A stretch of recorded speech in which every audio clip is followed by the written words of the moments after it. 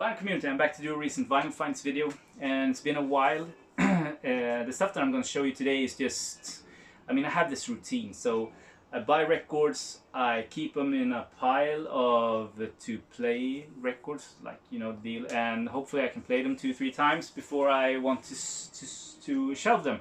But before I do that, I always do a video. Okay, so it's been like 2 months and a month since I did a video, or 2 maybe. But I've been buying really cool stuff, rare psych and prog records, and I managed to snag a whole lot of really great jazz records that I want to show you, but that's coming up in another video. So these are just the kind of standard stuff that I have managed to obtain over the months that I just want to file, so I'm going to show them now. So nothing special really. And for all you Swedes, I'm just going to start by showing this. This is Lars Winnerbäck's Hosianna, which came out in 2014, 15 maybe. Fuck it. So he's a singer-songwriter, sings in Swedish. Norwegian guys love Lars Winnerbäck, some of them at least. Maybe not Unico, but yeah. I collect Lars Winnerbäck when I see them for a good price. This was a pretty good price, so I snagged it. Lars Winnerbäck is like $100 and up kind of artist. So what do you do? Okay, so moving on to stuff that you know about. Okay, so there's a guy living in the next town from here. And he calls me, this is the second time he called me now. He knows that I collect records, and when he is in financial trouble, he calls me and I buy stuff from his collection. Now, he's not a huge collector like, but he has a bunch of records, and I bet he buys them when he sees them, you know.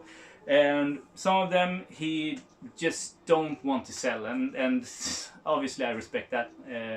But some of them is just like, you can buy them cheap, I don't need them anymore. And these are those records. So I bought Otis Redding, Sings Soul, from '65. This is a reissue, very recent reissue. I bought Jill Scott Heron's Free Will, also reissue, and At Home with Screamin', Jay Hawkins, that I didn't have, also a Music on Vinyl reissue, $5 each. Couldn't pass that out. Also bought a bunch of other stuff from him, but that's up in another video. So moving on. If you remember, like a year ago now, I obtained a collection that I sold for a buddy of mine at work. His parents, or dad. I sold his collection, and I took a small amount of money for that, and his dad got a lot of money. Now, when I sold it, I also bought some of the records from him for the value it's worth on Discogs. And if they didn't sell on Swedish eBay, because I put everything out on Swedish eBay, if they didn't sell, I could buy them for $3 each. So Creedence Clearwater Revival was one of those records that I actually bought, because then I've shown them before, but this was one that I didn't have. On Fantasy. And he also had an entire Moody Blues collection, and we talk when we talk these pressings, it's like late 70s or 80s, I think. But the thing is, they are in mint condition. Like, I'm not kidding, it's in mint condition. So I actually have not original copies, but very early pressings of these, UK pressings of these. But these are in untouched condition. Sounds perfect, looks good. So I'm gonna have doubles of these. I couldn't pass them up for like $3.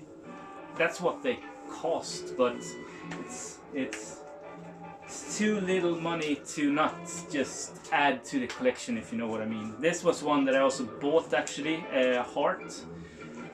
Dreamboat Annie classic record, 1976. I think this is the first press in pristine condition, like untouched. Another one that I didn't have was Mike Oldfield's Exposed. Not my favorite Mike Oldfield record. 79, I think this is from, original first press in pristine condition. And this was this I bought like a year ago. I haven't played it until now, but it's Vangelis La Fête Sauvage 78. Great condition. Got this for next to nothing, I think. Can't remember where I bought it. So yeah, that's it. Really, I'm just really I'm here to just say that I'll be back with some really killer stuff, but these are more like fillers, so I just wanted to get rid of that sort of video and move forward, thinking about the next one. Hopefully doing that this weekend, and file these. So have a great day, everyone, and talk to you soon. Bye.